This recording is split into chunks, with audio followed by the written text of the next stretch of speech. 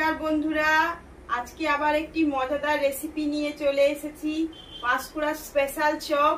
তো দেখুন আমি কিভাবে স্পেশাল চপ বানাই। তো আপনারা সবাই এভাবে বাড়িতে বানিয়ে খাবেন। তবে দেখুন আমি কিভাবে চপটা বানাই।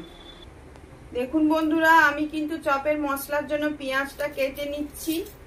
তো আমার পেঁয়াজ, রসুন, আদা লাগবে, আমি এগুলোকে কেটে নিচ্ছি। দেখুন বন্ধুরা, আমার কিন্তু পেঁয়াজ কুচানো হয়ে গেছে। তো আমি পেঁয়াজটা বাটবো না, আদা রসুনটা বেটে নেব।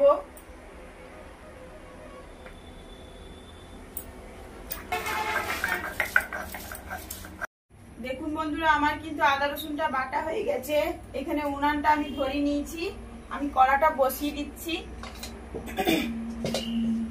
আমি ভাজা মশলাটা ভেজে নেব। যে মশলাগুলো আমি দেব এখানে ভেজে নেব। দেখুন আমি কি কি মশলা দিচ্ছি। এখানে আছে ধনিয়া, গোটা ধনিয়া আছে। এখানে আছে গোটা জিরা আর গরম মশলা কিছু আছে। এখানে আছে শুকনা লঙ্কা, হলদি গুঁড়ো, লবণ এবং চীনা বাদাম। তো আমি চীনা বাদামগুলোকে ভেজে নেব আগে। তো বন্ধুরা, চপের মশলাতে বিশেষ স্পেশাল যে চপটা হবে এতে কিন্তু চীনা বাদামের কার্যকারিতা বিশেষ দরকার। কারণ চীনা বাদামটা যখন মুখে পড়বে ওই চপের ভেতরে খুব টেস্ট। আর তার সঙ্গে দিচ্ছি নারকেল কুচি। নারকেল কুচানোটাও দিলে, এই নারকেল কুচিটা অবশ্যই দেবেন, আর চীনা বাদামটা, এই দুটো অবশ্যই দরকার এই চপের। কারণ এই ছোট ছোট করে আমি নারকেলগুলোকে কুচিয়ে নিয়েছি, পরিমাণ মতো দেব। তো আপনারা দেখতে থাকুন। দেখুন বন্ধুরা, আমি কিন্তু বাদামগুলোকে ভেজে নিয়েছি। তো এগুলা ঠান্ডা করতে দেবো, ঠান্ডা করলে খসাগুলো উঠে যাবে। ওগুলা ঠান্ডা হোক, ততক্ষণে আমি মশলাটা ভেজে নিচ্ছি। আমি এখানে ধনিয়া, গোটা ধনিয়া নিয়েছি, তো ভেজে নিচ্ছি। এখানে কিছু গোটা জিরে আর গরম মশলা আছে, আপনারা দেখতেই পাচ্ছেন। তো এটাও দিয়ে দিচ্ছি। তো আমি এই মশলাগুলোকে ভেজে নেব। গোটা মশলা ভাজা গুঁড়ানো অবশ্যই দরকার, আমি এটা ভেজে নিচ্ছি। দেখুন বন্ধুরা, আমার কিন্তু মশলাগুলো ভাজা হয়ে গেছে। তো আমি এগুলোকে গুঁড়িয়ে নিচ্ছি। দেখুন বন্ধুরা, আমার কিন্তু মশলাটা গুঁড়ানো হয়ে গেছে। তো আমি এই শুকনো লঙ্কাগুলো ভেজে নিচ্ছি। অনেকে শুকনো লঙ্কাটা ভেজে, শুকনা ভেজে শিলনোড়ায় গুঁড়ায়। আমি কিন্তু তা করব না, অন্যভাবে করব, যাতে কালারটাও আসে এবং ঝালটাও বাড়ে। আমি সরষের তেল দিয়ে দিচ্ছি শুকনো লঙ্কা ভাজার জন্য।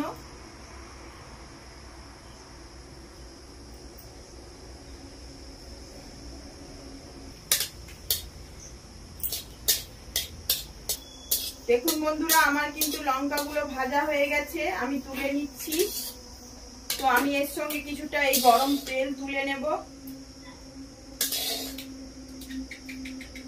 দেখুন বন্ধুরা, আমি কিন্তু লঙ্কাটা ভেজে নিয়েছি, ওর সঙ্গে কিছুটা গরম সরষের তেল তুলে নিয়েছি। আমি এখানে কিছুটা লবণ ছড়িয়ে দিচ্ছি, যাতে লঙ্কাটা মচমচা হয়ে যায় এখানে।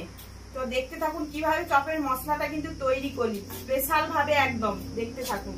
দেখুন বন্ধুরা, আমি মশলাটা করার জন্য সরষের তেল নিয়ে নিচ্ছি।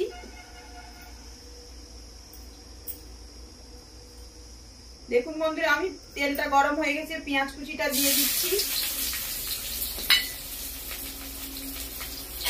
পেঁয়াজটা নেড়ে দিচ্ছি, ভালো করে একটু ভাজা হয়ে যাক। কারণ পেঁয়াজ রসুন বাটাটা দিয়ে দেবো। দেখুন বন্ধুরা, আমার কিন্তু পেঁয়াজটা লাল হয়ে গেছে। তো আমি আদা রসুন বাটাটা দিয়ে দেব।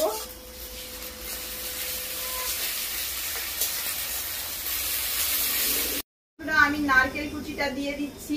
তো আমি সবটা দেব না, আমি কিছু অল্প দিয়ে দেব। তো আমার অতটা লাগবে না।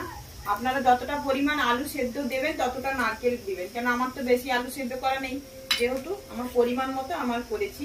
তো আমি বাদামগুলো ভাজাগুলো দিয়ে দিচ্ছি। আপনারাও বাদাম ভাজা অবশ্যই দেবেন এবং নারকেল কুচি অবশ্যই দেবেন, তবে কিন্তু চপটার টেস্ট কিন্তু খুব সুন্দর হবে, পারফেক্ট একদম। আমি এবার হলুদ গুঁড়ো দিয়ে দিচ্ছি, কারণ তেলের উপরে দিচ্ছি, কারণ কালারটা সুন্দর আসবে। তেলের উপরে হলুদ গুঁড়ো দিলে কিন্তু কালারটা পারফেক্ট একদম আসে। কিছুটা লাল হয়ে যায়।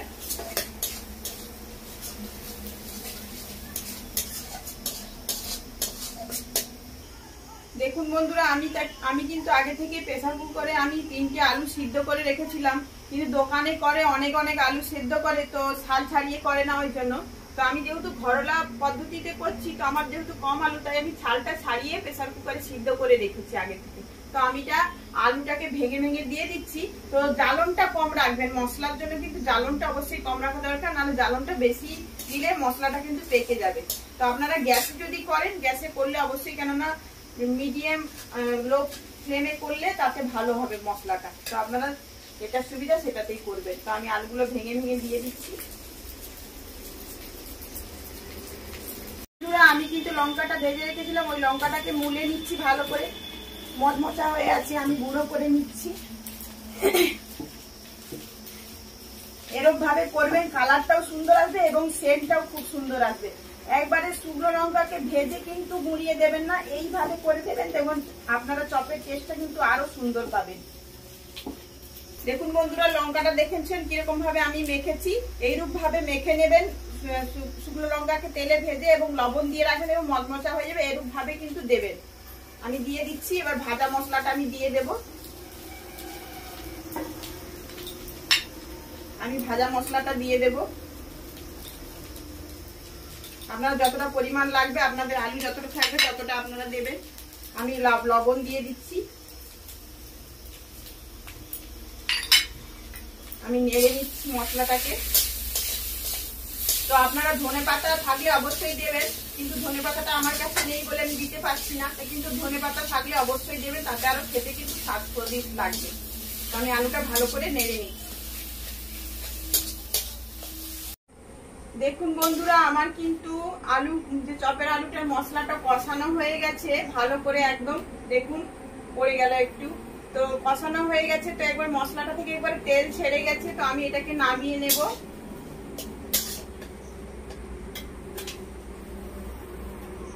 দেখুন বন্ধুরা, আমি কিন্তু ব্যাটারটা বানানোর জন্য বেসন নিয়ে নিয়েছি। তো বেসনে আমি আগে খাবার সোডা মিশিয়ে দেব। খাবার সোডা না দিলে কিন্তু চপটা মুচমুচে হবে না। তো আমি কিছুটা খাবার সোডা দিয়ে দিচ্ছি। 1 চিমটি দিবে, বেশি দেবে না, একটুখানি দিচ্ছি আমি।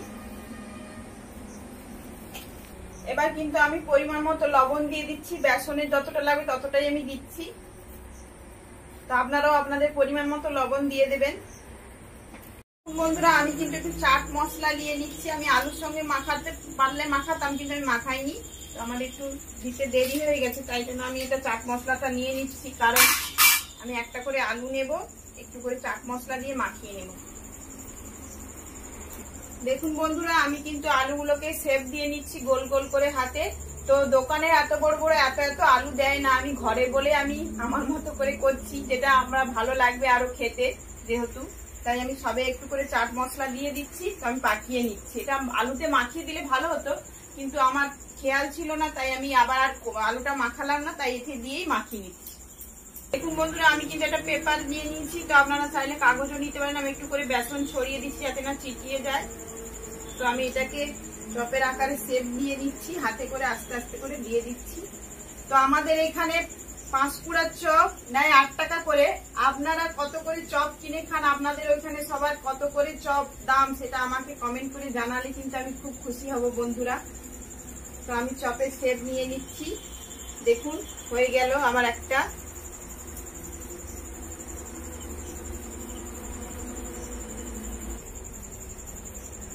বন্ধুরা, আমি কিন্তু শেষটা একবারে শেপটা দেওয়ার জন্য নিয়ে নিয়েছি। তো একদম আলুটা কিন্তু শুকনা শুকনা করে মশলা করতে হবে কড়াইতে, রস রস করলে কিন্তু হবে না, যাতে হাতে না চিটিয়ে যায়। যদিও চিটিয়ে যায়, আপনারা একটু করে কিন্তু বেসন লাগাতে পারেন। তো আটার মতো যদি পাউডার মতো লাগিয়ে এটাকে শেপ দিয়ে নিতে পারেন, যাতে না চিটে যায়।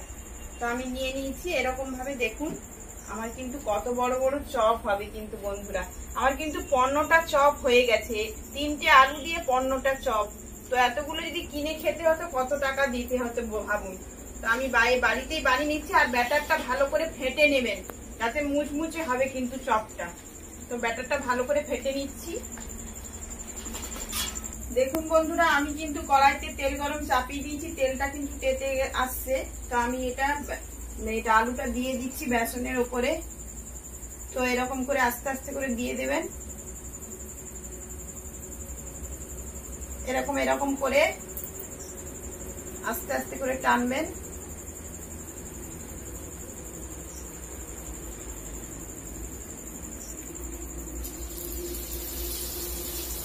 একটা কিন্তু আমি ছেড়ে দিয়েছি।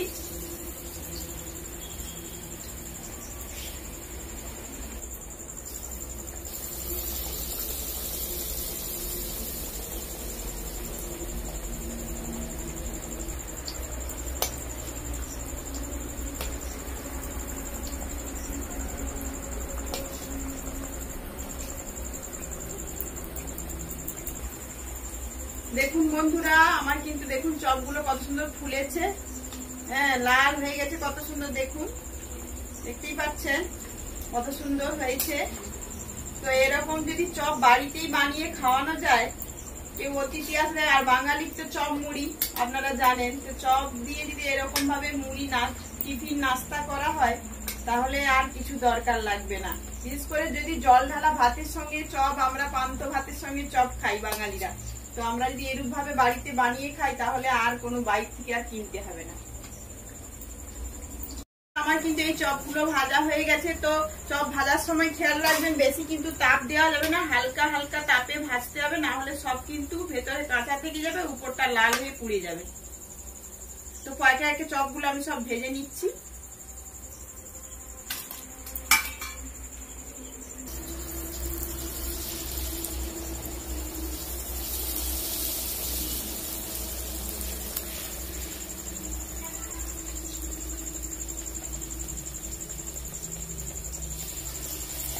দেখুন বন্ধুরা, আমার কিন্তু সব চপ ভাজা একদম রেডি।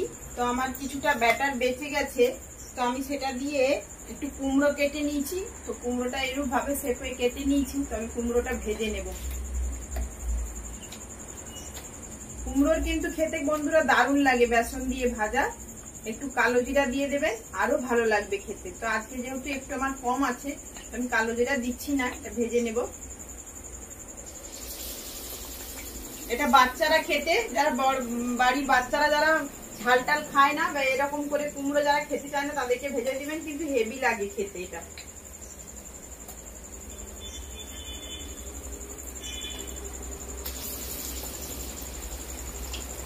দেখুন বন্ধুরা, আমার কিন্তু সমস্ত আলুর চপ এবং কুমড়োর চপ ভাজা রেডি হয়ে গেছে। আপনারা এভাবে বাড়িতে বানিয়ে খাবেন এবং সবাইকে খাওয়াবেন, অতিথিদেরকেও খাওয়াবেন, মন ভরে যাবে এরকম করে চপ ভেজে বাড়িতে খেলে। তো আমার চ্যানেলটিকে সাবস্ক্রাইব করবেন, সাবস্ক্রাইব করে আমার পাশে থাকবেন। তো আগামী দিনে ভালো ভালো রেসিপি পাওয়ার জন্য আমার চ্যানেলটিকে সাবস্ক্রাইব করে রাখা অবশ্যই আপনাদের কাছে আমি চাইবো যে আগামী দিনে আমার পাশে থাকার জন্য। তো আপনারা সবাই ভালো থাকবেন, সুস্থ থাকবেন, সাবধানে থাকবেন। চলুন আবার করে নতুন রেসিপিতে আপনাদের সঙ্গে দেখা হচ্ছে। কিন্তু আজকে আমি টেস্ট করে দেখাবো না বন্ধুরা, কেন আমরা সব খেয়ে থাকি। তো আপনারা আমাকে খেয়ে বানিয়ে আমাকে কমেন্ট করে জানাবেন কেমন হয়েছে চপগুলো।